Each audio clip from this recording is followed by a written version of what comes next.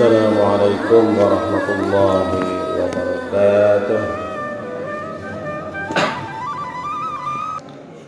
Alhamdulillah, alhamdulillahilladzi ahyana ba'da ma amatana wa ilaihin nusyur. Asyhadu an la ilaha illallah wahdahu la syarika lah wa asyhadu anna Muhammadan abduhu wa rasuluh. Bishrah li sadri yassir li amri wahlul min lisani yafqahu qawli. قال الله تعالى في القرآن الكريم أعوذ بالله من الشيطان الرجيم يا أيها الذين آمنوا اتقوا الله حق تقاته ولا تموتن إلا وأنتم مسلمون صدق الله العظيم. أما بعد, jamaah salat subuh yang dirahmati Allah, awal mula mari kita senantiasa menjadikan syukur kehadirat Allah Subhanahu wa taala atas segala nikmat karunia yang tiada terhingga jumlahnya. Nikmat Allah begitu banyak, wa in ta'udu ni'matallahi la tuhsuha. Sekiranya kamu menghitung nikmat Allah, maka niscaya kamu tidak akan bisa menghitungnya. Maka kita harus bersyukur pada Allah Subhanahu wa taala. Ini diantara pembuka bagi kita untuk meraih bahagia di dunia dan bahagia di akhirat. Dengan apa? Diantaranya dengan selalu bersyukur kepada Allah Subhanahu wa taala. Dalam Al-Quran itu banyak qalilam ma tashkurun.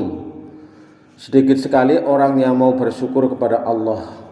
Jadi kita ini mudah-mudahan termasuk orang yang sedikit itu yang selalu bersyukur kepada Allah atas segala nikmatnya, mensyukuri baik dalam hati, meyakini semua anugerah pemberian Allah, dengan lisan kita mengucapkan alhamdulillahi rabbil alamin, dan dengan perbuatan kita mencerminkan rasa syukur, entengan dalam kita memenuhi panggilan Allah, dalam memenuhi perintah Allah dan menjauhi larangan. Inilah cermin dari rasa syukur kita pada Allah Subhanahu wa taala.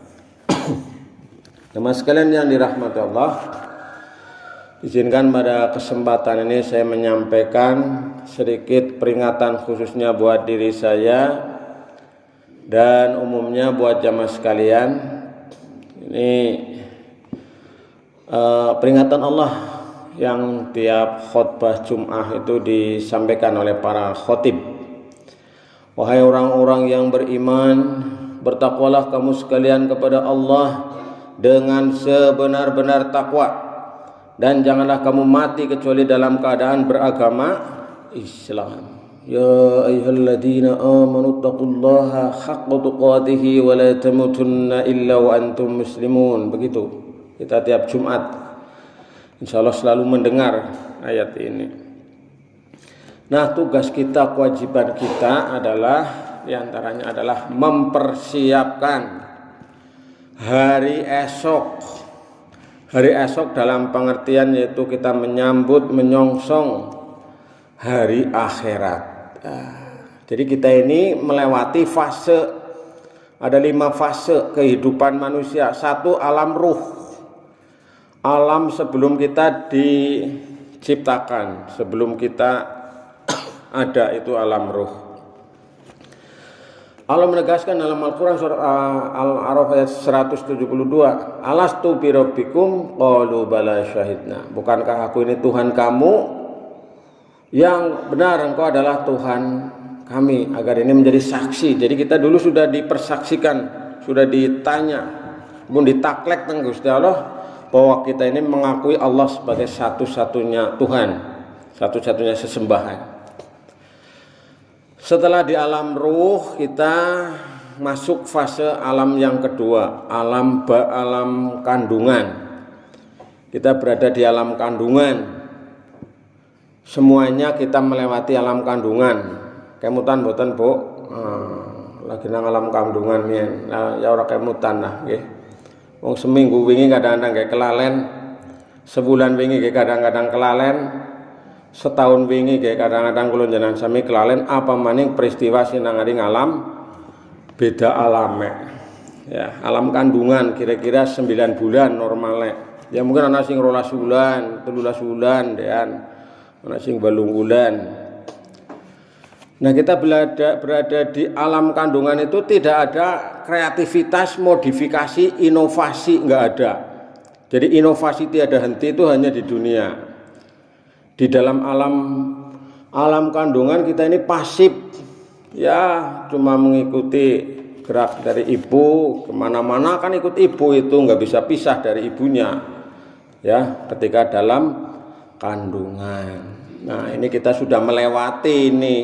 Kemudian brol kita ini melewati alam yang ketiga, yaitu alam dunia. Nah, inilah kita padang jembrang melihat alam dunia. Nah, inilah yang sedang kita alami.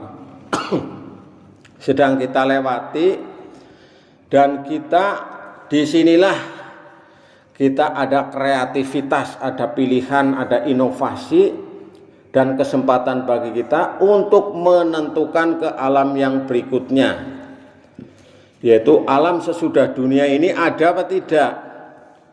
Kalau orang kafir itu tidak meyakini akan ada alam sesudah alam dunia ini, maka orang kafir tidak percaya kepada hari akhirat, tidak percaya kepada alam kubur. Pokoknya orang kalau sudah mati ya sudah dikubur, jadi bangkai, jadi tanah, udah itu menyatu lagi dengan alam. Nah, kita sebagai orang yang beriman itu masih punya keyakinan, dan ini menjadi salah satu ciri khas orang yang beriman, yaitu beriman kepada Allah, beriman kepada hari akhir, beriman kepada hari pembalasan, dan seterusnya. Nah, kita di alam dunia ini tidak lama. Rata-rata seniki umur wong sing ya di sekitar kita yang paling tua berapa sekarang yang meninggal, ya umur-umur mungkin ya 60, 70 gitu ya. Walaupun ini tidak mesti. Nah, jamaah sekalian yang dirahmati Allah, usia itu tidak ada yang tahu, umur tidak ada yang tahu, kematian tidak ada yang tahu. Maka Allah berpesan bahwa kullun nafsin dha'iqatul maut. Setiap yang bernyawa pasti akan mengalami mati. Apa sing ninggal, sing mati, sing tua gisit? Ya belum tentu. Malah kadang-kadang esi nom, esi bayi wis ana sing meninggal dunia. Bayi cara nek kelapane kan orang mesti kudu kiring tiba. Kadang-kadang esi cilik sing jenengane apa kae? Urung, ujung-ujung bluluk ya ora dadi. Manggar ya, manggar gisit. Sing esi kana. Nek ngisore manggar napa wonten, Pak? Kayane paling ngisor manggar ya. Nah, manggar kan tiba. Mending manggare anu deres nang tukang deres pada tiba, atau kena dimakan oleh tupek bajing ya, sikis laka bajing apa ya. Nah, ini ambrol ana sing dhuwure manggar kowe jenengane bluluk kowe mau ya, ana sing bluluk tiba nibani bocah ya. Ana sing dhuwure bluluk kowe jenengane apa, cengkir ya, cengkir ya bener. Cengkir gue adine degan.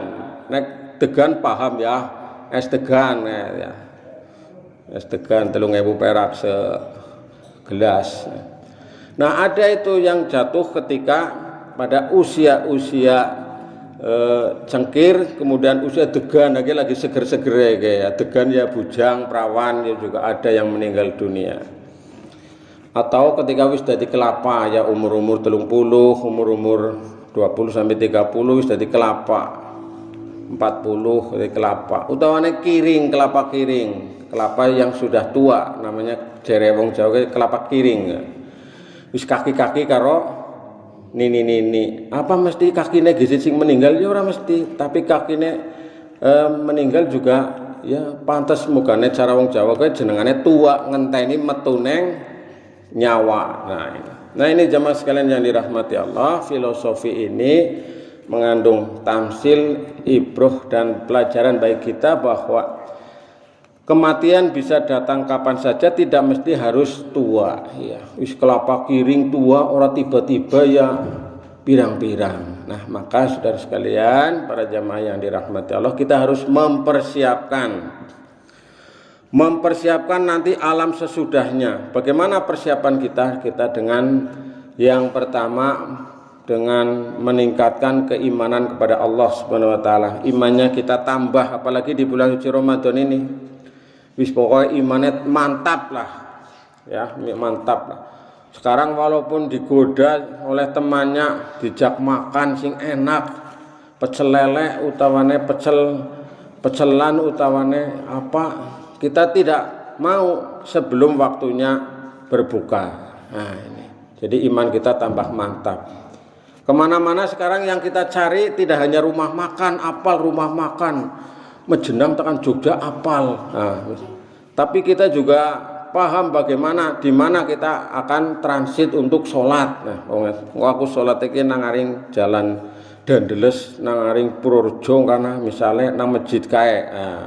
Nah, jam kur apale rumah makan mulai kene telenjeng mengaring ngetan maning ngonang pertelon rawalo ngetan maning nang di. Tapi kita juga harus mengingat. Nah, ini untuk mempertibal keimanan kita kepada Allah Subhanahu wa taala.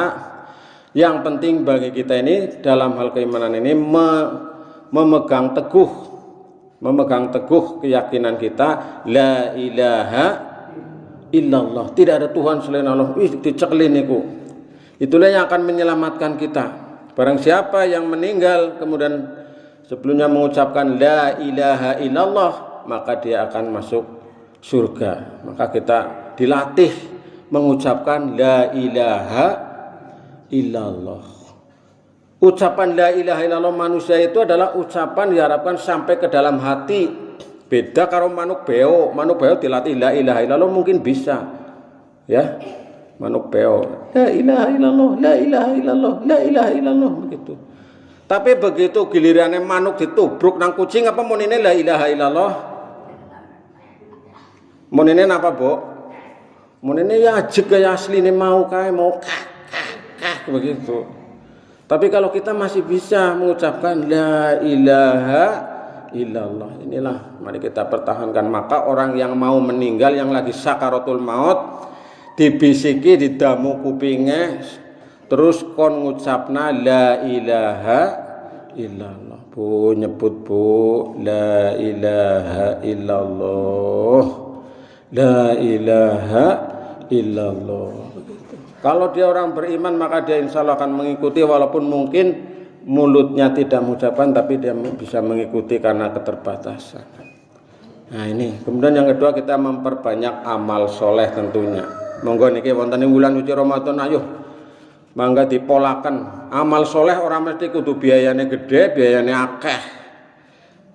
Ya, tadi malam sudah saya sampaikan wong sedekah banyu bening segelas bae kowe ganjarane luar biasa. Terutama mari wong sing lagi puasa. Dadi uli ganjaran sekangaring sedekah uli pahala sekangaring wong sing puasa kowe mau.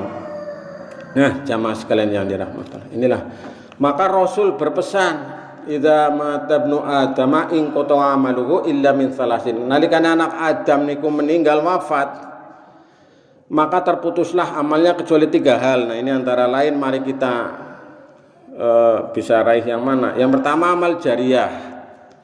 Amal jariyah, amal untuk kepentingan umum, kepentingan umat. Bisa untuk masjid, musola, madrasah, sekolah, pesantren, kemudian fasilitas kesehatan dan seterusnya, silahkan. Investasi untuk amal jariyah.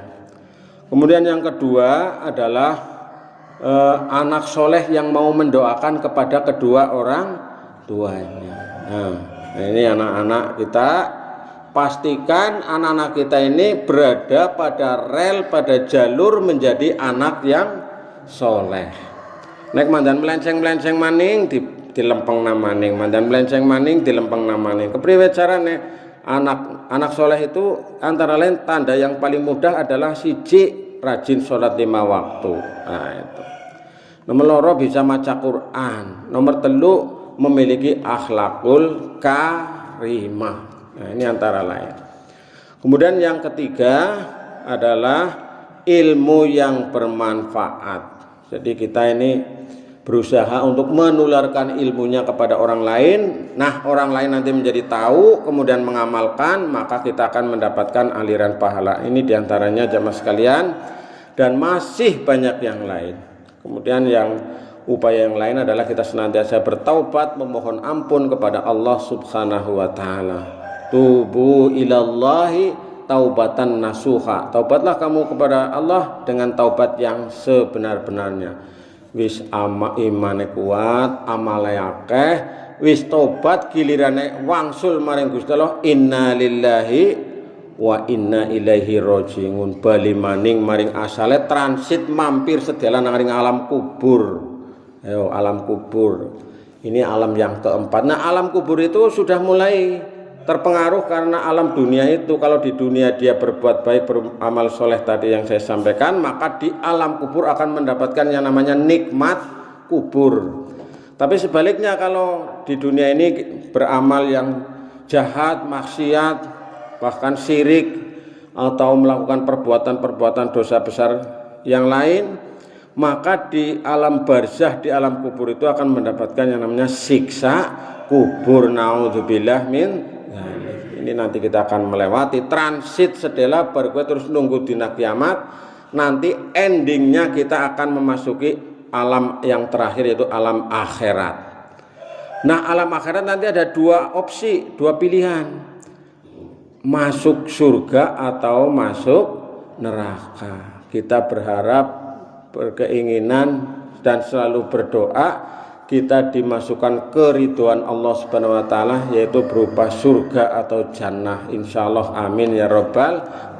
Besok ya ketemu kabeh jamaah, alhamdulillah ya Kang ya, dewek bisa mlebu surga. Iya nggih, berkat dewek yen rajin jamaah nang masjid Baitul Istiqomah dan lain-lain lah. Ya wis alhamdulillah Kang, yen aku dieling nang rika, jadi aku siki bisa ketemu nang ring surga. Muga-muga besok pada kaya niku nggih. Nah, cukup semantan kira langkungipun nyuwun agung pangapunten. Akhirul qauli billahi taufik wal hidayah. Assalamualaikum warahmatullahi wabarakatuh.